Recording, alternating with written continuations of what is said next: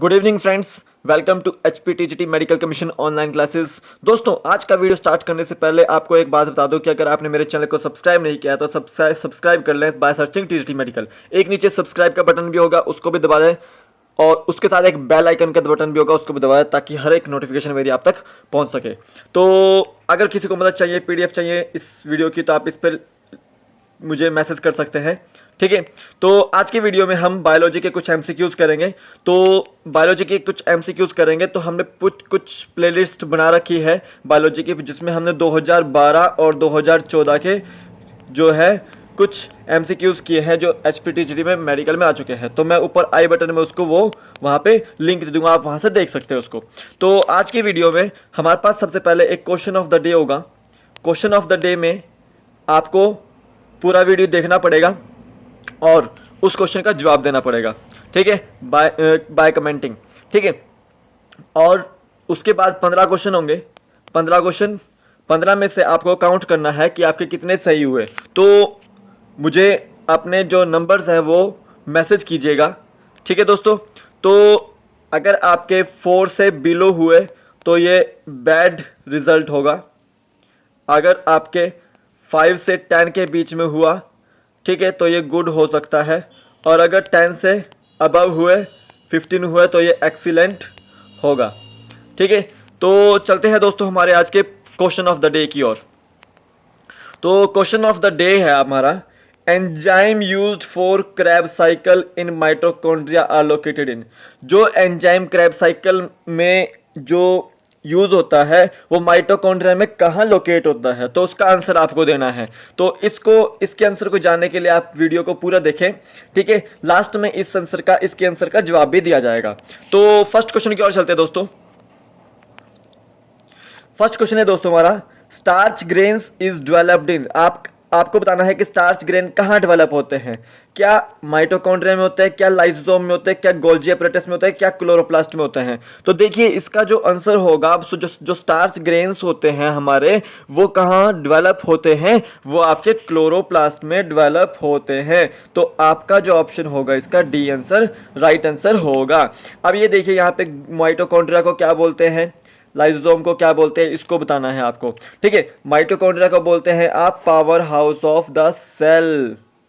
Power house of the cell क्यों बोलते हैं? क्योंकि ये एनर्जी को स्टोर करता है एटीपी की फॉर्म में। ठीक है दोस्तों, उसी तरह से लाइसोसोम क्या है? Lysosome is known as suicidal bags. जितना भी वेस्ट मटेरियल होता है सेल का, वो यहाँ पे डाइजेस्टिव बैग्स में स्टोर रहता है। ठीक है, तो इसका जो आंसर था आपका, स्टार्च ग्रेन्स कहाँ डेवलप होते हैं? आपके क्लोरोप्लास्ट में। तो ऑप्शन डी इसका राइट आंसर होगा। नेक्स्ट क्वेश्चन है दोस्तों, smooth endoplasmic reticulum synthesize. Smooth endoplasmic reticulum synthesize क्या करता है? ये मैंने आपको पहले भी बताया था कि रफ एंडोप्लाज्मिक से रेटिकुलम जो होता है वो क्या सिंथेसाइज करता है, स्मूथ एंडोप्लाज्मिक रेटिकुलम जो होता है वो क्या सिंथेसाइज करता है। तो अगर आपने वो नहीं देखा है तो आप वो प्लेलिस्ट में जाकर देख सकते हैं। ठीक है, तो देखिए स्मूथ एंडोप्लाज्मिक रेटिकुलम सिंथेसाइज करता है आपका क्या? पहले ये ऑप्शन देख लेते हैं कि क्या प्रोटीन सिंथेसाइज करता है, क्या स्टीरॉयड्स एंड लिपिड्स सिंथेसाइज करता है, क्या कार्बोहाइड्रेट सिंथेसाइज करता है, क्या आप बताएं विटामिन सिंथेसाइज करता है। तो देखिए जो स्मूथ एंडोप्लाज्मिक रेटिकुलम होता है वो आपका हमेशा स्टीरॉयड्स और लिपिड्स जो है वो सिंथेसाइज करता है। तो ऑप्शन जो होगा इसका वो बी ऑप्शन इसका राइट आंसर होगा। ठीक है दोस्तों, स्मूथ एंडोप्लाज्मिक रेटिकुलम क्या करता है आपका? स्टीरॉयड्स एंड लिपिड्स को सिंथेसाइज करता है। तो ऑप्शन बी इसका राइट आंसर होगा। नेक्स्ट क्वेश्चन चलते हैं दोस्तों, lysosome are called as digestive bags because of the presence of. Lysosomes को डाइजेस्टिव बैग्स किसकी वजह से बोलते हैं?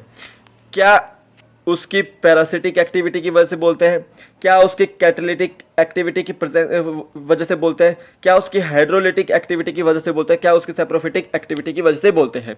तो देखिए जो लाइसोसोम होता है वो आपका डाइजेस्टिव बैग जो होता है वो किसकी वजह से होता है आपका?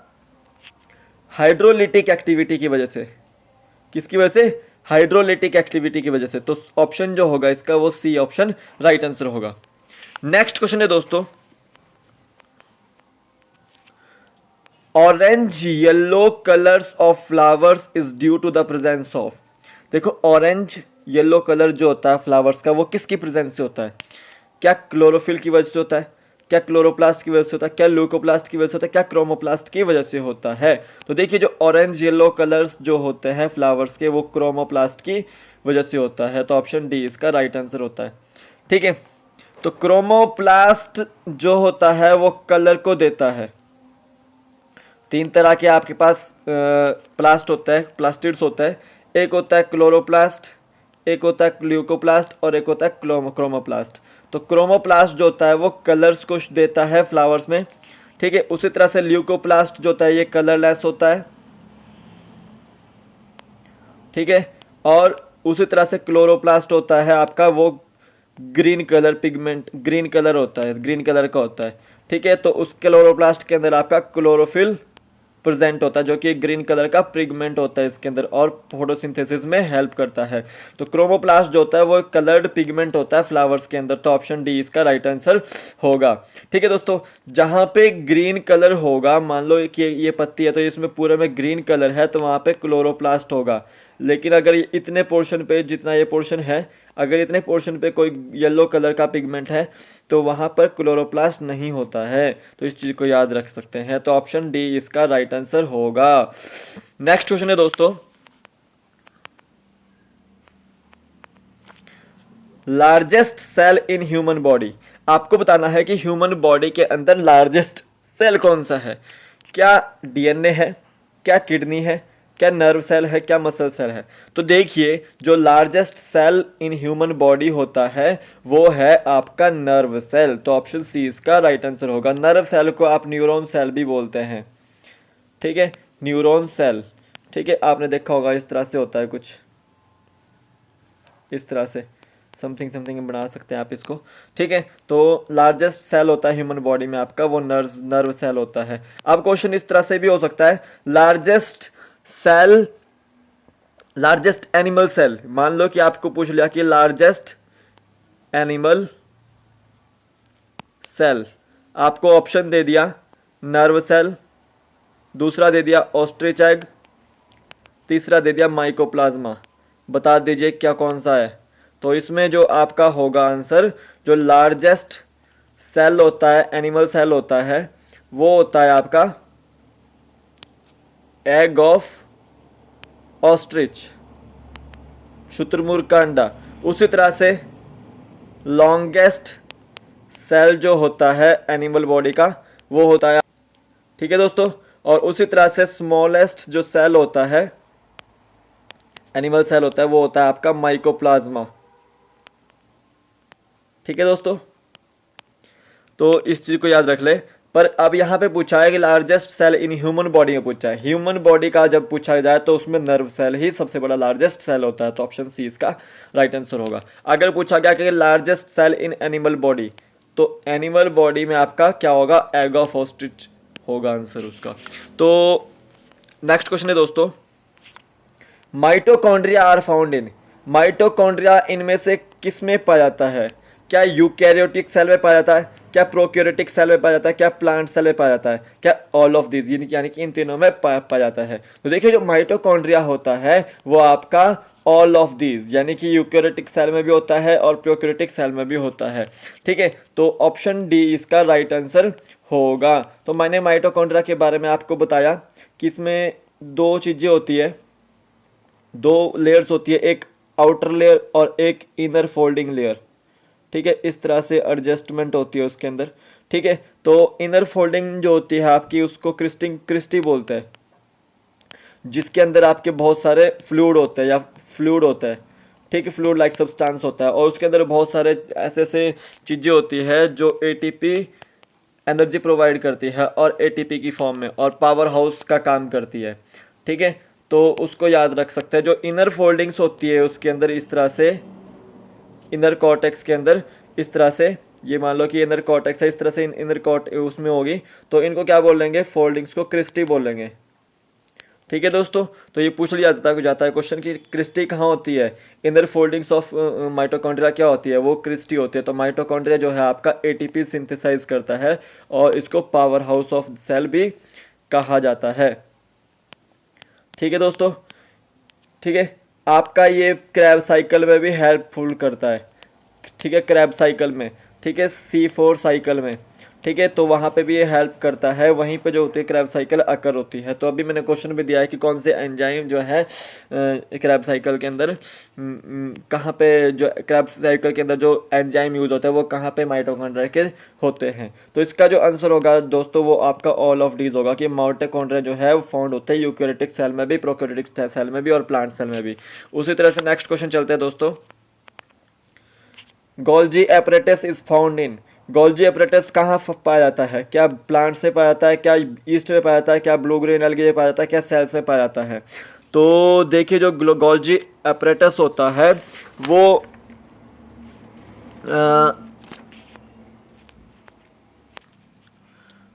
तो जो गोल्जी एपरेटस फाउंड होता है वो आपका प्लांट्स में भी होता है, ईस्ट में भी होता है और सेल्स में भी होता है। तो इसमें ए, बी और सी तीनों ही आएंगे, बट वो फाउंड नहीं होता है ब्लू ग्रीन एल्गी में। तो इसका जो ऑप्शन होगा वो यहाँ पे आप लिख सकते हैं, फाउंड की जगह अब्सेंट लिख देना, ठीक है। तो ऑप्शन, तो क्वेश्चन क्या बन जाता है, Golgi apparatus is absent in blue green algae, blue green algae के अंदर नहीं होता है।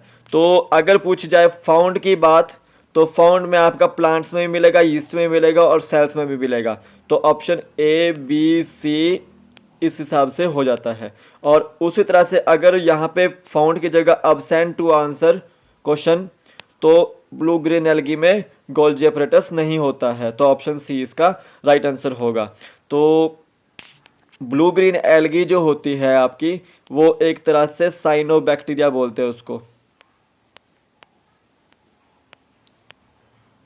ठीक है, ट्रू बैक्टीरिया, ठीक है, ट्रू बैक्टीरिया बोलते हैं, ठीक है। इस चीज़ को याद रख लें। तो ब्लू ग्रीन एल्गी के बारे में बता दिया मैंने। तो गोल्जी एपरेटस के बारे में आपको याद होना चाहिए, इसको पढ़ लें गोल्जी एपरेटस के बारे में, ठीक है। नेक्स्ट क्वेश्चन है दोस्तों, which of the following is hereditary unit, इनमें से आपको बताना है कि कौन सी हेरिडिटरी यूनिट है। क्या न्यूक्लियोलस है, क्या जीन है, क्या क्रोमोजोम है, क्या सेंट्रोजोम है? तो देखिए जो हेरिडिटरी यूनिट है, जो वंशानुगत यूनिट है, वो है आपकी जीन। तो ऑप्शन बी इसका राइट आंसर होगा, ठीक है। देखिए आपका इस तरह से क्रोमोजोम होता है, इस तरह से क्रोमोजोम होता है, उसके ऊपर इस तरह से जीन्स लगे होते हैं, इस तरह से, ठीक है, छोटे छोटे जीन्स, ठीक है, इस तरह से। तो ये आपके हेरिडिटरी का पता लगाते हैं। जैसे मान लीजिए कि ये वाला जो जीन है ये आपका आई को डिनोट कर रहा है, आई के कलर को डिनोट करता है, और ये वाला जो जीन है इधर यहाँ पे, ये आपके हेयर के कलर को डिनोट करता है, ठीक है। इस तरह से आपको चेकिंग करते हैं। अब मान लीजिए कि ये फीमेल है और ये मेल है, ठीक है, ये इस तरह से मेल है। तो इनके इनके क्रोमोसोम्स आपस में बताते हैं कि ये किसके, ये जो चाइल्ड है ऊपर, ये किसके करैक्टर्स इसमें हैं, ठीक है। तो इस तरह से आपका ये हेरिडिटरी यूनिट जो है आपकी वो जीन है। तो जीन ही जो है आपका डीएनए का पता बताता है कि किस तरह से आपका 90% डीएनए जो मैच होता है, ठीक है। नेक्स्ट क्वेश्चन है दोस्तों, 9th क्वेश्चन है, plasma membrane is, plasma membrane क्या है? कि परमिएबल है, क्या सिलेक्टिवली परमिएबल है, क्या सेमी परमिएबल है, क्या इम्परमिएबल है?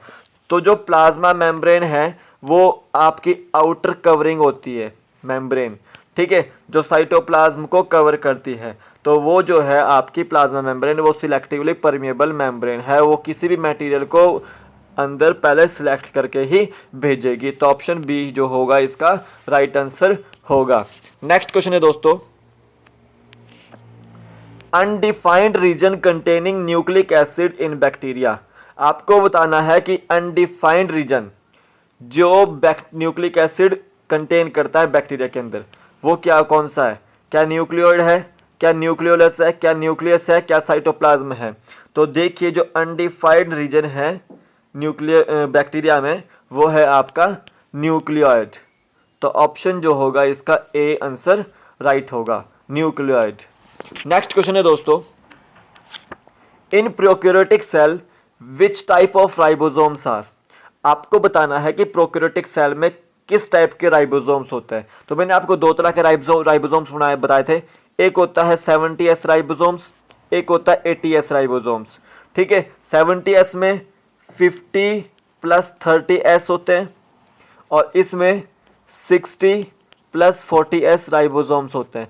ठीक है, 50 इस तरह से होता है, देखो ये 30S है और ये 50S इसके अंदर एम्बेडेड होता है थोड़ा सा, तो इस वजह से इसमें 10 नंबर की कोफिशिएंट जो होती है वो कम हो जाती है, तो 40 बचेगा प्लस 30 तो 70 हो जाता है। उसी तरह से इसकी बात करें 60 होता है और 40 होता है 80S वाला। ठीक है, तो अब ये देखिए ये 40 वाला है तो इसमें 60 का जो है वो 20% हिस्सा ऐड हो जाता है, तो उस वजह से 20% जो होता है वो 100 में से 20 माइनस होके 80S बचता है वापस। ठीक है, तो इस तरह से आप याद रखें। तो प्रोकैरियोटिक सेल में जो है कौन सा राइबोसोम पाया जाता है, क्या 70S होता है, क्या 80S होता है, क्या बोथ होते हैं, या 70S भी 80S भी, या नन होता है। तो देखिए जो प्रोकैरियोटिक सेल होता है उसमें 70S राइबोसोम होता है, तो ऑप्शन ए इसका राइट आंसर होगा।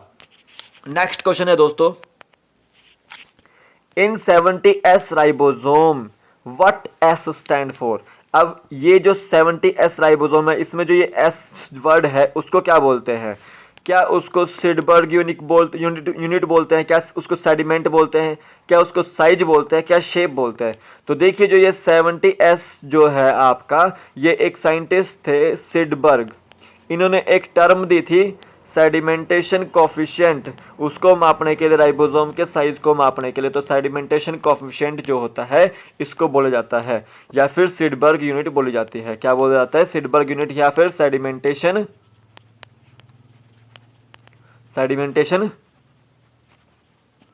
कोफिशिएंट।